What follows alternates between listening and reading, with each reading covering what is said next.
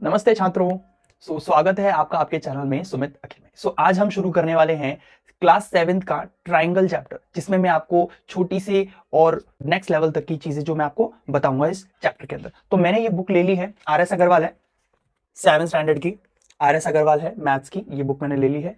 इसमें से मैं आपको ये चैप्टर आज करवाने वाला हूं। चलिए शुरू करते हैं बिना टाइम गवाए। तो पहले हम देख लेते हैं व्हाट इज ट्राइंगल। ट्राइंगल क्या होता है? देखिए बहुत इजी है। ट्राइंगल जैसे कि हम सभी को पता है, 3 साइड्स वाली एक फिगर को हम ट्राइंगल कहते हैं। जिसकी 3 साइड्स होती हैं उसको हम ट्राइंगल बोलेंगे, ठीक है, ऐसे वाले।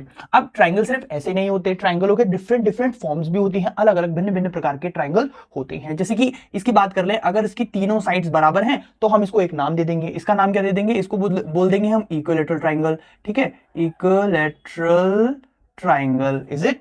ठीक। अब जैसे ही अगर मैं कोई और डिफरेंट टाइप का ट्राइंगल बनाऊं, लाइक ऐसे करके अगर मैं एक ट्राइंगल बनाऊं, ठीक है, ABC में इसके 3 नाम दे दूं, तो इसको फिर अब मैं बोलूंगा एक राइट एंगल ट्राइंगल, ठीक है, राइट एंगल ट्राइंगल, ऐसे मैं शॉर्ट में लिख देता हूं, राइट एंगल ट्राइंगल, ठीक है, जिसमें एक एंगल किसका होता है? 90 डिग्री का होता है। बहुत बढ़िया जी। तो एक एक हो गया इक्विलैटरल, एक हो गया राइट एंगल ट्राइंगल, ठीक है। और भी होते हैं, जैसे कि आगे देखें तो आइसोसेलेस होता है, आइसोसेलेस ट्राइंगल, ये भी होता है। ये क्या होता है? इसमें ट्राइंगल की 2 साइड्स, 1 2, ये 2 साइड्स बराबर होती हैं। अगर किसी भी ट्राइंगल की 2 साइड्स बराबर हो तो आप आराम से उसको एक आइसोसेलेस ट्राइंगल कह सकते हैं, ठीक है। अच्छा, एक जो चीज ध्यान रखने वाली बात यह है कि ट्राइंगल किसी भी लाइक किसी भी शेप के हो सकते हैं, ठीक है। तो आपको इन जो मैं क्राइटेरिया बता रहा हूं इनसे आपको कंसीडर करना है कि वो कौन सा ट्राइंगल बोला जाएगा, ठीक है। इसके बाद हम देख लेते हैं, मैं पेन चेंज कर लेता हूं, इसके बाद देख लेते हैं स्केलन ट्राइंगल। स्केलन ट्राइंगल, अब ये स्केलन ट्राइंगल कैसा होता है? देखिए इसकी तीनों साइड्स ही डिफरेंट होती हैं, ठीक है। ये मैंने रफली फिगर बना दिया है। इसकी तीनों साइड डिफरेंट होंगी, उसको स्केलन बोलेंगे। 2 साइड से होंगी, आइसोसेलेस बोलेंगे। ऐसे करके ऐसा बन रहा होगा एल टाइप का, ठीक है, उसको राइट एंगल ट्राइंगल बोलेंगे। और जिसकी तीनों साइड से सेम होंगी उसको इक्विलैटरल ट्राइंगल बोलेंगे, ठीक। अब आगे हम देखते हैं, ये तो थे साइड्स के बेसिस पर ट्राइंगल, ठीक है। अब हम देखेंगे आगे एंगल के बेसिस पर ट्राइंगल, कि एंगल के बेसिस पर कौन कौन से ट्राइंगल को क्या क्या नाम दिया गया है एंगल के बेसिस पर। अभी देखिए, ध्यान दीजिए, अगर आपका कोई ट्राइंगल है, ठीक है, फॉर एग्जांपल मैं ये ले लेता हूं, ठीक है। अब इसमें अगर कोई भी ये वाला एंगल या ये वाला एंगल या ये वाला एंगल है, ठीक है, तो ये क्या छोटे एंगल है, ठीक। तो अगर ये 90 से कम के आ रहे हैं, ठीक है, 90 से कम के आ रहे हैं, तो आप इनको बोलोगे क्या? अक्यूट एंगल बोलोगे, ठीक है। अक्यूट एंगल कौन से एंगल होते हैं भाई? 0 से तो बड़े होते हैं, ठीक है, एक्स मैं एंगल मान लेता हूं कोई भी, और वो किससे छोटे होते हैं भाई? 90 से छोटे होते हैं। आई बात समझ में? 90 से छोटे होंगे, 0 से बड़े होंगे, ऐसे एंगल्स किसमें आएंगे? अक्यूट एंगल में। मान लो 1 से लेके आपके 89 तक, मतलब इतने, मतलब इस बीच में जो भी एंगल्स आएंगे वो सारे अक्यूट एंगल आएंगे, ठीक है। अगर 90 आ गया तो वो अक्यूट नहीं माना जाएगा, वो फिर राइट एंगल माना जाएगा। बिल्कुल सही जी, राइट एंगल माना जाएगा वो, ठीक है। राइट एंगल कैसा होता है? जो एग्जैक्टली 90 डिग्री का होता है, ठीक। इसके बाद में अब ऐसा, जैसे राइट एंगल कैसा दिखेगा? वो कुछ कुछ ऐसा दिखेगा, ठीक है, ये हो गया 90, ठीक है। और वो ऐसा भी हो सकता है। अब आप इस बात पर ज्यादा मत कंफ्यूज होइएगा कि राइट एंगल ऐसा ही दिखता है, वो ऐसा भी दिख सकता है, वो ऐसा भी दिख सकता है ना। वो ऐसा जैसे इस तरह से भी हो सकता है, जैसे ऐसे भी हो सकता है वो, ठीक है, ऐसे भी हो सकता है, ठीक। तो ये चारों तरफ घूम सकता है। बस आपको ध्यान देने वाली बात ये देखनी है आपको कि भाई एल कहां बन रहा है, मतलब एल एग्जैक्टली एल का बन रहा है, ठीक है। जैसे ये एल बन रहा है ना इस तरह से, तो आपको बस यहां ध्यान देना है। आगे देखते हैं, अक्यूट हो गया, राइट हो गया। अब देखते हैं ऑब्ट्यूस।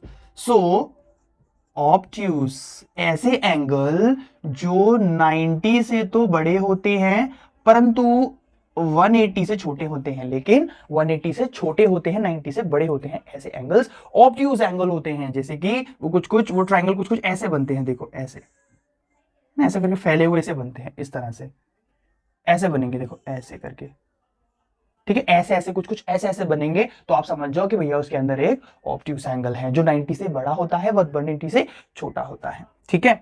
इसके बाद में देखो और भी होते हैं, जैसे कि हमारा एक हो गया रिफ्लेक्स, हो गया रिफ्लेक्स एंगल भी होता है, ठीक है। रिफ्लेक्स कौन सा होता है? जैसे कि ये एक एंगल है, फॉर एग्जांपल कोई भी एंगल मान लेते हैं, इसको मान लेते हैं 60 डिग्री का, ठीक है। अब इसका रिफ्लेक्स कौन सा होगा? देखो बाहर का जो एंगल होगा ना, ये वाला जो एंगल, बाहर वाला एंगल की बात करूं मैं, उसको हम रिफ्लेक्स बोल सकते हैं, ठीक है, उसको हम रिफ्लेक्स बोल सकते हैं। और दूसरी चीज, जैसे इसमें बुक में तो नहीं है लेकिन मैं आपको एडिशनली बता रहा हूं, जैसे ए एक स्ट्रेट लाइन है, ठीक है, ये हो गई ए बी। अब इस पे जो एंगल फॉर्म होगा इसको बोलेंगे हम स्ट्रेट एंगल, ठीक है, इसको हम बोलेंगे स्ट्रेट एंगल, ठीक है, इसको हम स्ट्रेट एंगल बोलेंगे जो कि एक सीधी लाइन पर होता है, ठीक है, इसको स्ट्रेट एंगल बोलेंगे। इसके बाद एक कंप्लीट एंगल क्या होता है, जैसे कि एक पूरा सर्कल बन जाए उसको हम कंप्लीट एंगल बोलेंगे, जो कंप्लीट एंगल पूरा कितने का होता है आपका 360 का, ठीक है। और जो एक स्ट्रेट लाइन पे होता है वो पूरा कंप्लीट कितने का होता है, वो होता है 180 का। ये सिर्फ 180 का रहेगा, ये सिर्फ 360 का रहेगा, ठीक है। जो कंप्लीट टोटल जो एंगल्स होते हैं ना हमारे मैथ्स में वो सिर्फ 360 के एंगल्स होते हैं, ठीक है, जो टोटल 360 एंगल होते हैं जो पूरा एकदम कंप्लीट होता है, ठीक।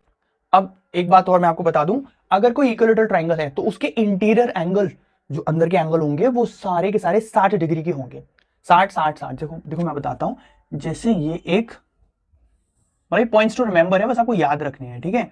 ए बी सी ये एक क्या है, इक्विलैटरल ट्रायंगल है क्योंकि इसकी तीनों साइडें बराबर हैं, ठीक है। अब तीनों साइडें बराबर हैं दैट मींस इसका ये एंगल बराबर होगा और ये एंगल भी बराबर होगा। तो देखो इसको मान लेते हैं हम x, इसको मान लेते हैं x, तो ये भी हो गया x।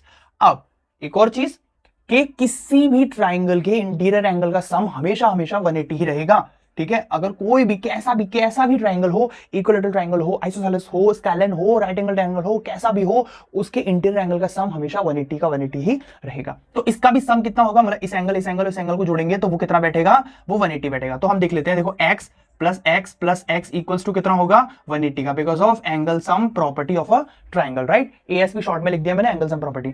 इसके बाद x ये हो गया आपका 3x इक्वल्स टू 180, राइट। इसके बाद x अकेला करेंगे 180 अपॉन में 3 वहां चला जाएगा, ये एक बार काट देगा, ये आ गया 60। x हमारा 60 आ गया, ये x था, ये x था, ये x था, तो मतलब इसकी जगह मैं लिख सकता हूं क्या भाई 60 और ये 60, ठीक है। इक्विलैटरल ट्राइंगल के इंटीरियर एंगल हमेशा 60 डिग्री के होते हैं और हर एक ट्राइंगल का इंटीरियर एंगल का सम 180 होता है, ठीक। इसके बाद आगे देखिए जैसे फॉर एग्जांपल मान लो आपको दिया हुआ है एक आइसोसेलेस ट्राइंगल, ठीक है, ये भैया मैंने आइसोसेलेस ट्राइंगल बना दिया है, इस तरह से ये बन गया, ठीक है। अब आइसोसेलेस ट्राइंगल में जैसे मैंने आपको बताया कि ये एंगल और सॉरी ये साइड और ये साइड बराबर होती है, मतलब ए बी और ए सी बराबर है। तो अगर किसी भी ट्राइंगल में दो साइड्स बराबर हो तो उसके जैसे ए बी के अपोजिट एंगल कौन सा है, एंगल सी, और ए सी जो लाइन है इसका अपोजिट एंगल कौन सा है, एंगल बी। तो ये एंगल और ये एंगल बराबर माना जाएगा, ठीक है। इसको हम क्या बोलते हैं, the angle opposite to the equal sides of an isosceles triangles are equal, ठीक। नॉट ओनली इक्विलैटरल ट्राइंगल, जैसे मान लो एक राइट एंगल ट्राइंगल भी है, ठीक है, ये हो गया अपना राइट एंगल ट्राइंगल। अब राइट एंगल ट्राइंगल के अंदर ये साइड और ये साइड बराबर है, तो जरा इसको ऐसे घुमा कर देख लो, ठीक है, ये कुछ ऐसा दिखेगा, राइट, ऐसे ही तो दिखेगा ये कुछ जैसे ऐसे हमने इसको घुमा दिया तो ये हो गया बी, ठीक है, और ऐसे घुमाएंगे तो ये आ गया सी और ये आ गया ए, मतलब इस तरह से घुमाएंगे तो ये साइड बराबर है, तो ये एंगल और ये एंगल बराबर माना जाएगा, ये एक आइसोसेलेस राइट एंगल ट्राइंगल बोला जाएगा, ठीक है। आइसोसेलेस उसी को बोला जाएगा जिसमें दो साइड्स बराबर होंगे, और अगर दो साइड्स बराबर हुई तो हर एक साइड का अपोजिट एंगल दूसरी साइड के अपोजिट एंगल के बराबर माना जाएगा, इक्वल माना जाएगा, ठीक है। आगे अब हम एक्सरसाइज करते हैं।